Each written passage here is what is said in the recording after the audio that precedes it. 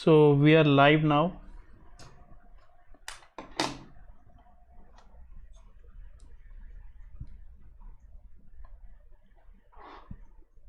Hello, आवाज़ check कर लेते हैं, आवाज़ आ रही है क्या?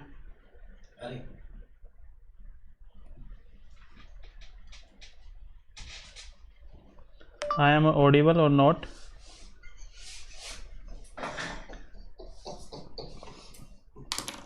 अच्छा बता देते वो बता।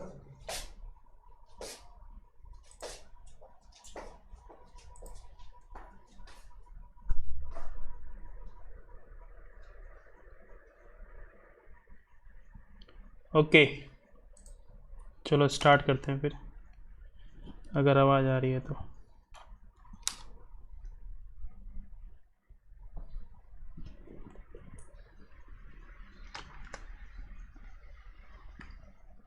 ठीक है, स्क्रीन विजिबल हो गया आई थिंक आप लोगों को, और मेरी आवाज़ भी आ रही होगी, पर कंफर्म कर दो ज़रा चैट में। ये क्वेश्चन डिस्कशन करेंगे, एनटीएससी के 10 क्वेश्चन लिए हुए हैं।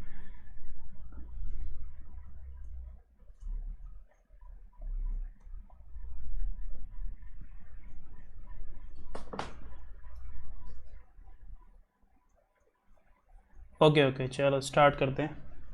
तो देखो, पहला क्वेश्चन है आपकी स्क्रीन पे। If the coordinates of the 2 point of vertices of a square are a b and b comma a. तो एक स्क्वायर गिवन है आपको, राइट, और उसके अपोजिट वर्टिसेस के कोऑर्डिनेट गिवन है बी कोमा ए। इसका एरिया निकालना सिंपल क्वेश्चन है ये। देखो, अगर ये साइड x है और ये साइड x है, तो जो डायगोनल की लेंथ आएगी वो x√2 आएगी।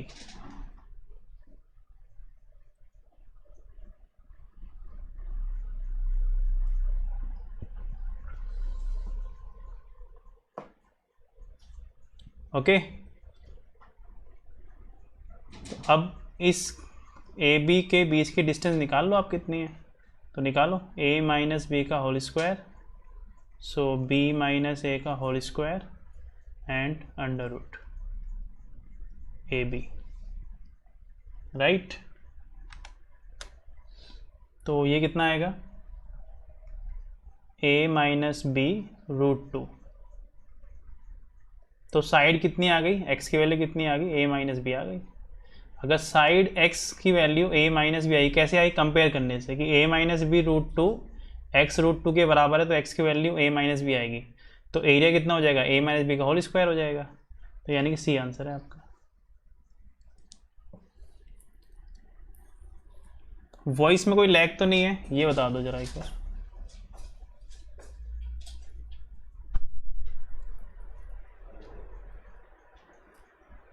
चलो ओके, नेक्स्ट क्वेश्चन मूव करते हैं। ये तो सिंपल था। तो ये ना, ये याद रखना है कि राइट एंगल ट्राइंगल में क्या होता है, अगर दोनों साइड इक्वल है तो ये x√2 हो जाता है। ये चीज़ याद रखना, ठीक है। चलो नेक्स्ट क्वेश्चन मूव करते हैं। नेक्स्ट क्वेश्चन है बेटा आपका,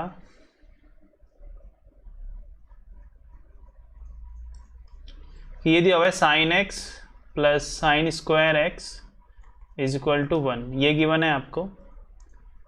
देन इसकी वैल्यू आपको निकालनी है। कोस में कुछ गिवन एक्सप्रेशन, इसकी वैल्यू निकालनी है। तो आपको पता ही होगा ये क्वेश्चन आर डी शर्मा से लिया गया है। इसको इधर लेके चले जाओ, ये बन जाएगा cos स्क्वायर x। तो साइन x कितना आ गया, cos स्क्वायर x आ गया, राइट। तो जहाँ जहाँ पे cos की पावर लिखी हुई है उसको एक्सप्रेशन में साइन में कन्वर्ट कर दो। जैसे cos की पावर 8x को मैं क्या लिख सकता हूँ, cos की पावर 8x है, 2 cos 6x एंड cos की पावर 4x है। तो cos की पावर 8x को मैं क्या लिख सकता हूँ, साइन 4x। 2 इसको मैं क्या लिख सकता हूँ, 3 साइन क्यूब x, राइट। और इसको मैं क्या लिख सकता हूँ, साइन स्क्वायर x। तो ये आ गया। इसकी वैल्यू निकालनी है। एक्चुअली मैंने इसको cos से साइन में कन्वर्ट कर लिया, और मुझे जो गिवन एक्सप्रेशन है वो साइन में ही है, राइट। मुझे जो गिवन एक्सप्रेशन है वो साइन के अंदर ही है। ओके, अब क्या करो, क्या किया जाए। देखो, अगर मैं दोनों साइड स्क्वायर करूं तो एक ए स्क्वायर आएगा, एक बी स्क्वायर आएगा, तो मुझे ये दोनों पावर तो मिल जाएंगी, ये वाली पावर और ये वाली पावर मिल जाएगी। दूसरी का अभी छोड़ो, 2ab से साइन क्यूब भी मिल रहा है मुझे, राइट। तो इसका स्क्वायर कर दो, बस इस वाली एक्सप्रेशन का स्क्वायर कर दो, करो दोनों साइड स्क्वायर, तो sine square x sign to the power 4x and 2ab होता है तो 2 साइन क्यूब एक्स भी आ गया आपका, और इज इक्वल टू 1। तो इसकी वैल्यू किसके बराबर, 1 के बराबर, तो 1 आंसर आ गया आपका। तो ये भी एक इजी क्वेश्चन था, राइट। इसका आंसर कितना आ गया, 1 आ गया। चलो नेक्स्ट क्वेश्चन मूव करते हैं।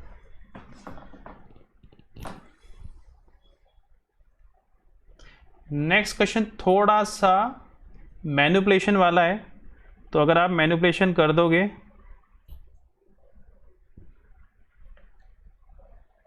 तो ठीक है, तो आप जल्दी कर लोगे इसको, अदरवाइज थोड़ा दिक्कत होगी। देखो 1 minus sine square Y 1 plus cos Y 1 plus cos Y sine Y minus sine Y 1 minus cos Y, right. ये इसकी वैल्यू निकालनी है। अच्छा देखो, सबसे पहले मैंने क्या देखा, मेरी जरा इस पे बढ़ी, ठीक है, मैंने जरा इस पे बढ़ी। आपको पता है अगर मैं यहाँ से मैनिपुलेशन करूँ कि 1 plus cos Y sine Y, ये आपको याद होना चाहिए, ये किसके बराबर आएगा, sine Y 1 minus cos Y के। ये कैसे याद होगा आपको, देखो अगर आप इन दोनों की क्रॉस मल्टीप्लाई करोगे तो क्या आएगा, 1 minus cos square Y sine square Y आएगा, और ये होता है एक्चुअल में 1 minus cos square Y sine square Y के बराबर होता है। तो इसलिए ये चीज़ मुझे याद है, और आपको भी याद होनी चाहिए कि ये इसके बराबर आता है। ऐसा क्यों किया, क्योंकि ये इसके बराबर बन जाएगा, इसलिए किया ऐसा, तो दोनों कट जाएंगे, ठीक है। तो करते हैं, तो मैंने इसकी जगह क्या लिख दिया कि साइन वाई को लिख दिया यहाँ पे, और डायरेक्ट लिखा है ना, ऐसे नहीं किया कि 1 माइनस कोस वाई के ऊपर नीचे मल्टीप्लाई कर रहे हो, वो एक तरीका है, लेकिन आपको टाइम बचाना है, तो डायरेक्ट याद रखना है ये चीज़। ये आ गया 1 माइनस साइन स्क्वायर वाई और 1 प्लस कोस वाई, ये कैंसिल हो गया। अब देखो ऊपर साइन स्क्वायर वाई लिखा हुआ है, नीचे लिखा है 1 प्लस कोस वाई, तो आप नीचे ऊपर वाले साइन स्क्वायर वाई को क्या लिख सकते हो, क्योंकि मुझे नीचे वाला 1 प्लस कोस वाई कैंसिल करना है, तो मैंने इसको लिख दिया 1 plus cos Y and 1 minus cos Y, right, ऐसे लिख दिया, क्योंकि ये A square minus B square बन जाएगा तो साइन स्क्वायर वाई होगा वो, तो ये चीज़ भी कैंसिल हो गई। तो कितना बचा, 1 माइनस कोस वाई, तो आंसर कितना आया, कोस वाई आ गया, डी, डन, ठीक है। तो ये क्वेश्चन भी हो गया, ये भी थोड़ा सा मैनिपुलेशन थी और कुछ नहीं, अदरवाइज कन्फ्यूज है। अच्छा इसका एक तरीका आप भी कर सकते हो कि वाई की वैल्यू कुछ भी पुट करके देख लो, है ना, वाई की वैल्यू कुछ पुट करके देख लो, लाइक 30 डिग्री पुट करके देख लो, तो भी आंसर आ सकता है, क्योंकि यहाँ पे वाई आंसर वाई की टर्म में इधर भी जो आंसर आएगा उधर भी वो आंसर आ जाएगा अपने आप, ठीक है ना, मैच करा लेना। कोस वाई की वैल्यू आएगी उधर, तो cos why like you put 30, आपने 30 डिग्री पुट किया तो कोस 30 पे जो वैल्यू आएगी वो आंसर आ जाएगा, तो वो चेक कर लेना, ओके। लेकिन एक अगर वैल्यूज चेक कर रहे हो तो कम से कम 2-3 वैल्यू रख के चेक करना, एक दूसरे काम नहीं चलेगा। Next, a tower is 100√3 metre, tower की हाइट दी हुई है आपको, है ना, टावर की हाइट दी हुई है, तो ये तो सिंपल क्वेश्चन है एनसीईआरटी बेस, इसकी हाइट दी हुई है और इसका एंगल ऑफ एलिवेशन आपसे पूछा हुआ है from a point 100 metre away from it fit, ठीक है। तो इन दोनों का रेशो कितना हो गया, इन दोनों का रेशो कितना हो गया, √3, और इन दोनों का रेशो एक्चुअली tan थीटा के बराबर ही होता है, तो थीटा की वैल्यू कितनी आ गई, 60 डिग्री आ गया आंसर। तो सिंपल वन, राइट, ये भी सिंपल था। नेक्स्ट पे चलते हैं, नेक्स्ट है ज्योमेट्री से क्वेश्चन है आपका, ज्योमेट्री क्वेश्चन देखो, इन ट्राइंगल PRS, एक ट्राइंगल बना लो PRS बना लो, PRS ये 120 डिग्री है, right. A point Q is taken on PR such that PQ is equal to QS, है ना, देखो फिगर में नहीं दिख रहा लेकिन वो बोल रहा है तो है, PQ is equal to QS है, okay, and QR is equal to RS, ये भी दे रखा है, तो ये इसके बराबर है। राइट। अब ट्राइंगल आर क्यू एस में देखो, अगर ये दोनों साइड बराबर है, आर क्यू और आर एस बराबर है, अगर आर क्यू और आर एस बराबर है तो अपोजिट एंगल भी इक्वल होंगे। तो एंगल कैसे निकाल, देखो 120 ऑलरेडी ट्राइंगल में आ चुका है, सम होता है 180, तो 60 की कमी है और दोनों एंगल इक्वल है, तो 60 को कौन करेगा, आधा आधा बांट लेंगे, 30-30 हो गया 60, राइट। ओके चलो, अब ये दोनों एंगल भी इक्वल है, आपको पता है क्योंकि इन दोनों के सामने अपोजिट साइड इक्वल है, और इन दोनों का सम, इन दोनों का जो सम है वो किसके बराबर आएगा, आपका 30 डिग्री के बराबर आना चाहिए। वो किसके बराबर आएगा, 30 डिग्री के बराबर आना चाहिए। ओके, तो यानी कि 30 का हाफ हो जाएगा 15 degree and 15 degree, 15 degree and 15 degree आ जाएगा। क्लियर है ना, क्योंकि इन दोनों का सम किसके बराबर है, इसके बराबर है, क्योंकि ये एक्सटर्नल एंगल है, राइट। तो इसलिए 30 डिग्री 30 आ गया, तो ये एंगल आ गया 15 डिग्री। तो एंगल कौन सा पूछ रहा है, आप देख लो, QPS पूछ रहा है, तो 15 डिग्री ही आपका आंसर है। कैसे वो दोबारा रिपीट कर रहा हूँ, ये एक्सटर्नल एंगल है 30 डिग्री, ये दोनों एंगल इक्वल हैं, इसलिए ये हाफ हाफ हो गए, 15 डिग्री 15 डिग्री, राइट। चलो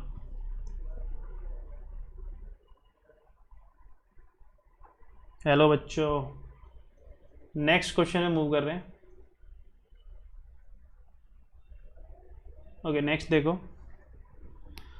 find the smallest positive number. Positive number बोला है, ये याद रखा पहले तो, राइट, फ्रॉम द नंबर्स, है ना, नंबर्स दिए हुए हैं आपके, 4 ऑप्शन दिए हुए हैं, तो चारों में से बताना है कि कौन सा।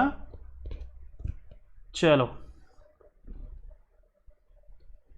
देखो पहला ऑप्शन, देखो पहले ऑप्शन में क्या किया मैंने, सबको ने स्क्वायर रूट में कन्वर्ट कर लिया, तो 10 को लिख सकता हूँ 100 और इसको लिख सकता हूँ √99, ए ऑप्शन को। बी ऑप्शन को मैं क्या लिख सकता हूँ, एक मिनट,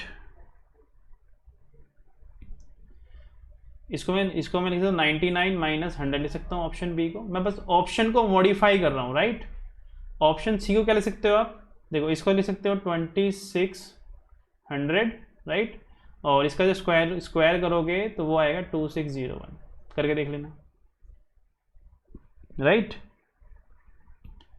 18 का स्क्वायर कितना आएगा, 324 आएगा क्या, चेक कर लो एक बार, 18 का स्क्वायर कितना ना, यहाँ पे देखो 25 × 13 करो और यहाँ पे 18 का स्क्वायर करो और इसको स्क्वायर रूट के अंदर ले लो, राइट, ऐसे कर लो। 18 का स्क्वायर आपको वैसे पता होना चाहिए, 324 ही होता है, राइट। तो 324, इन दोनों की मल्टीप्लाई कर लो, ठीक है, इन दोनों की मल्टीप्लाई कर लो, कितना आंसर आएगा, 325 आएगा।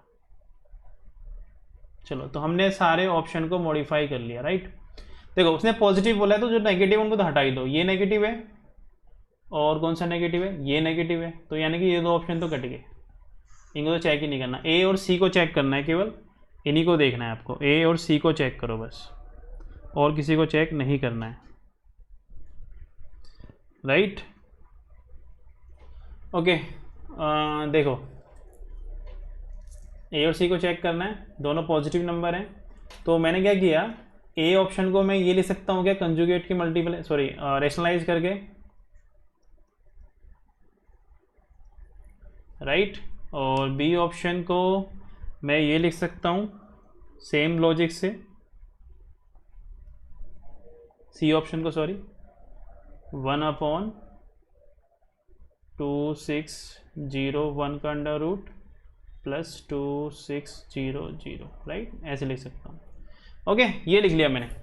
अब आपको क्लियरली दिख रहा है कि सी ऑप्शन में जो डिनोमिनेटर वाला पार्ट है वो काफ़ी बड़ा है कंपेयर टू ए के न्यूमरेटर से, तो अगर इधर न्यूमरेटर वाला पार्ट बड़ा है, सिंपल सी बात है, तो सी नंबर छोटा है, उधर न्यूमरेटर बड़ा है ना, सॉरी उधर डिनोमिनेटर बड़ा है ना, तो सी नंबर छोटा है आपका, तो सी आंसर है आपका, सबसे छोटा नंबर यही है, ठीक है ना, इसमें तो कोई डाउट नहीं होगा। चलो ऐसे भी कर सकते हो आप, कि ये देखो अगर आप इनइक्वालिटी से करना चाह रहे हो तो आप ऐसे कर लो कि आपको क्लियरली पता है ये इससे बड़ा ही है, बराबर भी नहीं होगा, इससे बड़ा हो, और इसका रेसिप्रोकल करोगे तो इनइक्वालिटी का साइन चेंज हो जाएगा, इनइक्वालिटी का साइन चेंज हो जाएगा, ठीक है,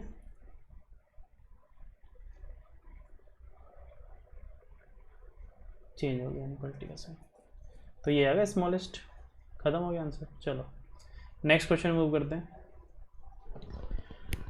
ओके, नेक्स्ट क्वेश्चन है in the figure ABC is an equilateral triangle whose side is 2√3 है ना। एक इक्विलेटरल ट्राइंगल दिया हुआ है जिसकी साइड्स है आपकी 2√3, राइट, जिसकी साइड्स है आपकी 2√3 साइड दी हुई है आपको, 2√3 एंड 2√3, ये मैंने मार्क कर लिया, right. Okay, a circle is drawn which passes through the mid points DEF। Okay, एक सर्कल ड्रॉ किया हमने जो मिड पॉइंट से ही जाएगा, वैसे ही मिड पॉइंट से ही जाता है, वो इक्विलेटरल ट्राइंगल है, तो मतलब ये बोलने की ज़रूरत नहीं है, यानी कि वो अगर टच कर रहा है तो वो मिड पॉइंट को ही टच करेगा for equilateral triangle, right. Okay, a circle drawn है ना passing through DEF। Okay, the area of the shaded region. Okay, ठीक है, तो ये किया मैंने, ये किया, ये किया, है ना। तो मुझे अल्टीमेटली इसकी रेडियस निकालनी है बस, क्योंकि इसका तो एरिया मुझे पता है, इसका एरिया तो जो एरिया ऑफ DEF होता है, एरिया ऑफ DEF हमें पता है बेसिक ज्योमेट्री से, ये 1/4 होता है ABC के, ठीक है, यानी कि ये निकल जाए। सर्कल का एरिया निकालना है मेनली मुझे, तो अगर मैं सर्कल का एरिया निकाल लूँगा, यानी कि रेडियस निकाल लूँगा, उसमें से ये वाले ट्राइंगल का एरिया DF का माइनस कर दूँगा, तो मेरा आंसर आ जाएगा, और आंसर पाई में ही दे रखा है तो और ईजी है।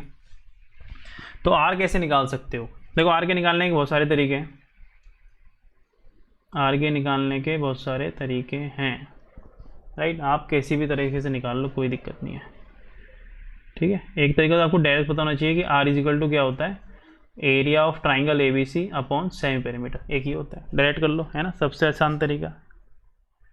R क्या होता है, डेल्टा/S। डेल्टा क्या है, एरिया ऑफ पेरीमीटर, तो एरिया ऑफ पेरीमीटर कितना है, √3/4 A²। ABC का एरिया निकाल लो मैं, A का स्क्वायर 4 × 3, ठीक है। सेमी पेरीमीटर कितना हो गया, सेमी पेरीमीटर कितना हो गया, summation perimeter of triangle ABC यानी कि 3 × 2√3 डिवाइडेड बाय 2, तो ये R आ गया आपका। तो 4 से 4 कैंसिल हो गया, 3√3 यहाँ पे बचा, 2 से 2 कैंसिल हो गया, यहाँ पे भी 3√3 बचा, तो R की वैल्यू तो 1 आ गई, राइट। R की वैल्यू कितनी आ गई, 1 आ गई, ठीक है, R की वैल्यू 1 आ गई। अच्छा, अब क्या करना है, एरिया ऑफ DEF निकालना, एरिया ऑफ DEF, तो वो क्या होता है, 1/4 एरिया ऑफ ABC, वो कितना होता है, √3/4 A², यानी कि 4√3, तो 4 से 4 कैंसिल हो गया एंड 3/4 आ गया, ठीक है, 3/, तो कितना आएगा, πr², सर्कल का एरिया, ठीक है, माइनस ट्राइंगल का एरिया, ट्राइंगल का एरिया कितना है, 3/4। ओके, तो मैच करा लो, कहाँ मैच कर रहा है, पाई आ गया, माइनस के रूट, यहाँ पे रूट आ रहा है, रूट नहीं आना चाहिए, गड़बड़ है, क्योंकि इसकी साइड उसमें दे रखी है, तो A² बनेगा, ओके सॉरी ये मैंने गड़बड़ कर दिया ना, 4 × 3 आएगा, राइट। तो 4 से 4 कट गया और यहाँ पे बचा 3√3/4, अब सही है, ठीक है।